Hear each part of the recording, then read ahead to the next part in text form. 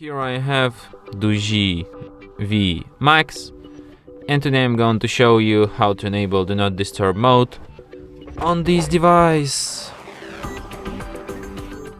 So to do this, firstly you have to go to the upper bar, and here you can find the button Do Not Disturb.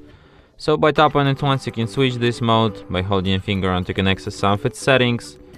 For example, you can add exceptions to this mode. It could be people, it could be apps, it could be alerts and other interruptions. You can also set up a schedule for this mode, like you can select days on which it will be active, start time, end time. You can also set up default duration of Do Not Disturb, and you can also hide notifications. For example, you can only hide sound from notifications, or you can hide visual and sound. Or you can customize for yourself which kind of notifications you want to hide and which not.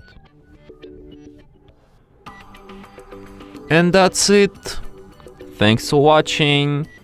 If you find this tutorial useful, don't forget to hit that like button and subscribe to our channel.